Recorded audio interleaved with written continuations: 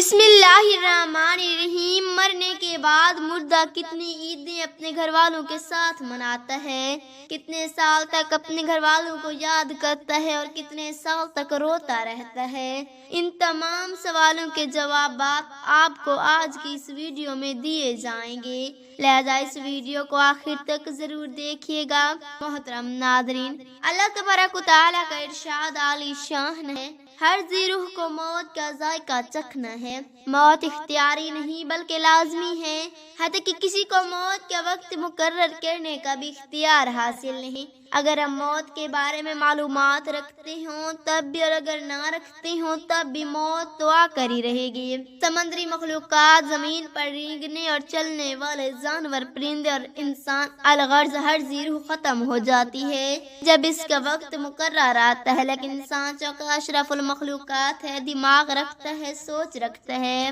اور اصول و ضابطہ کے تحت اپنی زندگی گزارتا ہے، لہذا اس سے پیدائش سے لے کر مرنے تک کے کچھ اصول واضح کیے ہوئے ہیں، حتیٰ کہ وہ اقوام جو اللہ تبارک و تعالیٰ پر ایمان نہیں رکھتی، ان کے بھی قوانین ہیں جن کے تحت وہ اپنے مرنے والے کو آخری سفر پر روانہ کرتے ہیں۔ ہم مسلمان کے نزدیک موت کا مطلب انتقال ہے، یعنی ہم مرنے کے بعد ختم نہیں ہو جاتے بلکہ ایک عالم دنیا سے ایک نئے عالم کی طرف منتقل ہو جاتے ہیں، جہاں انسان اپنے رب سے پہلے سے زیادہ نزدیک ہو جاتا ہے۔ اس کی آنکھوں کے سامنے سے حجابات اٹھ جاتے ہیں اور وہ کچھ ایسی چیزوں کو دیکھنے کے قابل ہو جاتا ہے جو اس کے عالم دنیا میں رہ کر نہیں دیکھ سکتا۔ لہذا ہمارے لیے یہ ضروری ہے کہ جس طرح اس دنیا میں رہنے کے لیے معلومات حاصل کرتے ہیں، زندگی کے اختتام کے بارے میں بھی معلومات ہمارے پاس ہوں، تاکہ ہمارا اختتام جانوروں کی طرح نہ ہو بلکہ اس طرح سے ہو جو اشرف المخلوقات ہونے کی وجہ سے ہماری شان ہے۔ ہر مسلمان کو چاہے کہ اپنی زندگی میں کم از کم 7 میتوں کو نہلائے، کفنائے اور دفنائے، تاکہ اس پر موت کی حقیقت صحیح معنوں میں اشکار ہو سکے۔ اب یہ بھی جان لیجئے کہ کسی بھی مسلمان میت کا نہلانا، کفنانا اور دفنانا ہر مسلمان پر واجب ہے اور یہ فرض کفایہ ہے۔ اگر کوئی ایک بھی مسلمان یہ کام سر انجام دے دے تو سبھی کی طرف سے ہو جاتا ہے، لیکن اگر ایک بھی مسلمان یہ کام نہیں کرتا تو سب کے سب مسلمان گناہگار ہوں گے۔ رسول اللہ صلی اللہ علیہ وآلہ وسلم نے اپنے ایک صحابی ابو ذر غفاری رضی اللہ تعالیٰ عنہ سے فرمایا، اے ابو ذر، اگر صبح کو پالو تو دوپہر کی بات نہ کرو، اور اگر دوپہر کو پالو تو رات کا ذکر نہ کرو، اور جب رات آ جائے تو صبح کی بات چیت نہ کرو، کیونکہ کیا معلوم کہ کسی وقت موت آ جائے۔ اے ابو ذر، ہر وقت موت کو اپنے پیش نظر رکھو۔ روایت صحیح بخاری۔ محترم ناظرین، موت کے وقت انسان پر بہت بھاری اور مشکل وقت ہے۔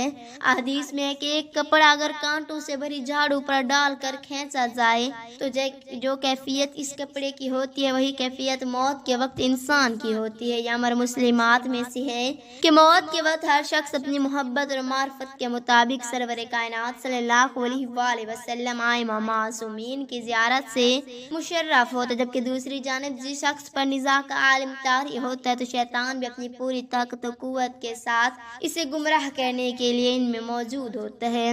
موت کے وقت شیطان کا انسان پر حملہ شدید ترین ہوتا ہے تاکہ وہ انسان منکر و کافر ہو کر ایمان کی دولت سے محروم رہے۔ اگر مرنے والا ہمیشہ واجبات اور مستحق و اذکار و وظائف کا عادی رہا ہو تو اللہ تبارک و تعالیٰ اس کی مدد فرماتا ہے اور ملائکہ اس شخص کے پاس موجود شیاطین کو دور بھگا دیتے ہیں، ورنہ جو چیزیں اس کو دنیا میں پسند ہوتی شیاطین وہ چیزیں لے کر اس کے سامنے کھڑے ہو جاتے ہیں اور اس کو گمراہی پر مجبور کر دیتے ہیں۔ مالک الموت کی آمد کا وقت بھی مرنے والے کے لیے خاص مشکل ترین مرحلہ ہوتا ہے۔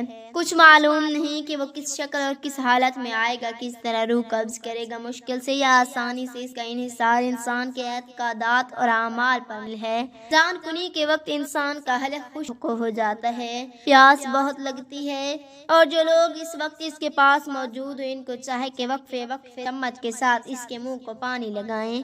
اگر شہد میسر ہو تو وہ پانی میں شہد شامل کر کے اس وقت میں اجنبی لوگ ان کے پاس نہ جائیں۔ صرف وہ لوگ پاس رہیں جن کے چہروں سے وہ مانوس ہو۔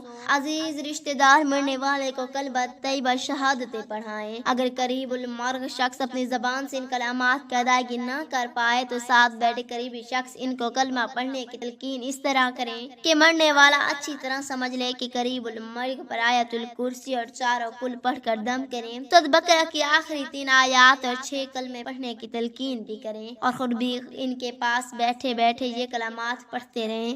اگر وہ عربی زبان نہیں سمجھ سکتا تو اردو ترجمہ بھی ساتھ بیان کریں۔ قریب المرگ کے پاس سورۃ یاسین، سورۃ صافات، سورۃ احزاب اور سورۃ اعراف پڑھنے کی زیادہ فضیلت ہے۔ جو لوگ یعنی رحمت کے فرشتے کراہت محسوس کرتے ہیں، مرنے والے کے پاس اونچی آواز میں باتیں کرنے اور رونے سے پرہیز کریں۔ اگر جان نہ نکل رہی اور ممکن ہو تو مرنے والے کی چارپائی کو اس جگہ پر رکھا جائے جہاں وہ اکثر نماز پڑھتا تھا۔ مرنے والا اگر بے چینی محسوس کر ہاتھ پاؤں چڑھائے تو اسے روکنے میں کہ ہرگز کوشش نہ کریں۔ موت کی علامات میں سے یہ بھی ہے کہ ہاتھ پاؤں کا ڈھیلا پڑ جانا اور ناک کا ٹیڑھا ہو جانا، دل کی دھڑکن اور سانس کا رک جانا، آنکھوں میں روشنی کا نہ رہنا اور جسم کی رنگت کے بدل جانا وغیرہ۔ روح نکلنے کے بعد آنکھیں اور ہونٹ بند کر دیں اور دونوں ہاتھوں کو پہلو میں پھیلا دیں۔ پاؤں کی انگوٹھی کسی چیز کے ساتھ آپس میں باندھ لیں۔ کسی کپڑے سے تھوڑی کے نیچے سے لے کر سر کے اوپر تک گرا لگا دیں تاکہ منہ نہ کھلا رہ جائے، کیونکہ اس حالت میں میت ٹھنڈی ہو جائے تو اس کی حالت تبدیل نہیں ہوتی۔ میت کے زیورات اور انگوٹھیاں وغیرہ بھی جلدی اتار لی جائیں تاکہ بعد میں سوجن کی وجہ سے اتارنے میں وقت پیش نہ آئے۔ میت کو کسی کپڑے وغیرہ سے ڈھانپ لیں، اکیلا نہ چھوڑیں۔ اگر رات ہو تو اس کے پاس روشنی کا انتظام کریں۔ میت کے پاس قرآن پاک کی تلاوت اور ذکر و اذکار کرتے رہیں اور موت کے بعد اس کی تدفین میں جلدی کریں۔ یہ ایک مذہبی رسم ہے جس کے ذریعے مردے کو الوداع کہنے کے ساتھ ساتھ تعلیم و ہدایت بھی دی جاتی ہے، اور یہ اصلاح تلفین ہے کیونکہ ہمارا عقیدہ ہے کہ مرنے کے بعد مردے کو اللہ تبارک و تعالی کے حکم ادا کیا جاتا ہے اور 2 فرشتے مردے سے سوال جواب کرتے ہیں۔ مرنے کے بعد ہر انسان کے نام اعمال کی کتاب بند ہو جاتی ہے کیونکہ اب وہ نہ نیکی کرنے کے قابل رہتے اور نہ ہی کوئی گناہ اسے سرزد ہو سکتا ہے۔ ہاں، مگر بلا واسطہ نیکیوں کا اجر اسے ضرور ملتا رہتا ہے۔ وہ نیک اعمال جن کا آغاز اس نے اپنی زندگی میں کیا تھا اور اس کے بعد بھی جاری رہے، ان کی جزا اس کو برابر ملتی رہے گی، یا وہ ثواب جس کے عزیز اور رشتہ دار اس ویسا ثواب کریں گے۔ اسی طرح اگر مرنے والے نے اپنی زندگی میں کسی برے عمل کی بنیاد رکھی تو جو اس کے مرنے کے بعد بھی جاری رہا تو بھی اس کے لیے دردناک عذاب کا موجب بنا رہے گا۔ حضور نبی کریم صلی اللہ علیہ وآلہ وسلم کے ایک حدیث کا مفہوم ہے کہ مرنے کے بعد انسان کا عمل موقوف ہو جاتا ہے مگر 3 چیزوں کا ثواب جاری رہتا ہے۔ صدقہ جاریہ، مثلا رفع عامہ کے وہ کام جو اس نے عوام کے لیے جاری کیے، علم جو اس نے پھیلایا اور لوگ اسے مستفید ہوتے رہے، نیک اولاد جس کی اس نے اچھی تربیت کی اور وہ اس شخص کے مرنے کے بعد نیک اعمال بجا لاتی رہی۔ یہ وہ اعمال ہیں جن کا سبب مرنے والا خود ہوتا ہے، لیکن کچھ ایسے عوامل بھی ہوتے ہیں جن کا سبب مرنے والا خود نہیں ہوتا بلکہ اس کے دوست، احباب، عزیز اور رشتہ دار ہوتے ہیں جو نیکی کے کام سر انجام دیتے ہیں اور اس کا ثواب اسے احسال کرتے رہتے ہیں۔ ان حضرت صلی اللہ علیہ وآلہ وسلم کا فرمان عالی شان ہے کہ اپنے مرنے والوں کے لیے ہدیہ دیا کرو۔ صحابہ نے عرض کیا کہ ان کے لیے ہدیہ کیا ہے؟ آپ نے فرمایا ان کے لیے ہدیہ صدقہ اور دعا ہے۔ نیز فرمایا کہ مومنوں کی روحیں ہر جمعہ آسمان پر اپنے اپنے گھروں کے سامنے آتی ہیں اور درد بھری آواز میں پکار کر کہتی ہیں، اے میرے اہل و عیال، اے میرے ماں باپ اور رشتہ دار، جو مال ہمارے ہاتھوں میں تھا اس میں سے ہم پر مہربانی کرو کہ اس مال کا حساب اور عذاب تو ہم پر ہی ہے مگر اس سے فائدہ لوگ حاصل کر رہے ہیں۔ اسی طرح سے ہر ایک روح اپنے رشتہ داروں اقربا سے فریاد کرتی ہے اور کہتی ہے کہ 1 روپیہ یا 1 روٹی یا 1 کپڑا خدا کی راہ میں دے کر ہم پر مہربانی کرو۔ حضرت ابو غفاری رضی اللہ تعالی عنہ کے جوان بیٹے کا انتقال ہو گیا۔ اسے دفن کرنے کے بعد ابو ذر غفاری اس کی قبر پر کھڑے ہو کر کچھ اس طرح سے مخاطب ہوئے، بیٹا تیرے بعد یہ دنیا میرے لیے تاریخ ہو، مجھے اس دنیا سے اب کوئی رغبت نہیں، لیکن دو وجوہات ہیں جن کی وجہ سے میں ابھی بھی زندہ رہنا چاہتا ہوں۔ ایک تو یہ کہ تو اب اس دنیا سے جا چکا ہے اور تیرا اعمال نامہ بند ہو چکا ہے، نیک کاموں کے لیے اب تو دوسروں کا محتاج ہے، اور اب تجھے ایک گھٹن اور دشوار گزار سفر بھی درپیش ہے۔ میں چاہتا ہوں کہ دنیا سے تجھے کچھ نہ کچھ بھیجتا رہوں تاکہ آخرت کے سفر کی منزل تجھ پر آسان ہو، اور دوسرا یہ کہ تیرے بعد مجھے بھی اس سفر پر روانہ ہونا ہے، طویل سفر ہے اور زیادہ راہ بہت کم۔ میں چاہتا ہوں کہ اپنے لیے کچھ مزید تو آخرت جمع کر لوں۔ محترم ناظرین، کسی کی اس دنیا سے چلے جانے کے بعد اس کے عزیز رشتہ داروں کی کیا ذمہ داری بنتی ہے؟ سب سے پہلے تو اس مرحوم کے واجبات کی ادائیگی کا انتظام کیا جائے۔ اس نے اگر کسی کا قرضہ دینا تھا تو وہ ادا کیا جائے، اگر اس پر حج واجب تھا اور زندگی میں وہ کسی وجہ سے حج کی ادائیگی نہیں کر سکا تو ایک آدمی کو مقرر کیا جائے جو اس کی طرف سے حج کر سکے۔ اگر اس کی ذمہ قضا نمازی ہیں تو ان کی ادائیگی کا اہتمام کیا جائے اور اس کی طرف سے قضا روزے رکھے جائیں۔ اگر بغیر اجرت کے کوئی آدمی میسر نہ ہو تو اجرت پر کسی آدمی سے ان کی ادائیگی کروائی جائے۔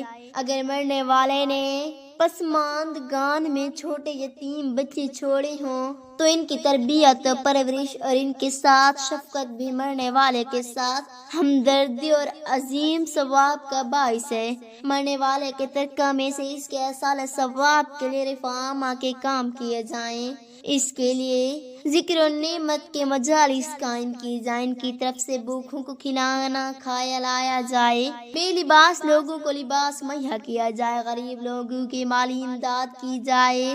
خدمت خلق کی ایک عظیم عبادات اور مرحوم کے درجات کی بلندی کا موجب ہے۔ اللہ پاک سے دعا ہے کہ اللہ پاک ہمیں ان تمام احادیث پر عمل کرنے کی توفیق عطا فرمائے۔ آمین ثم آمین۔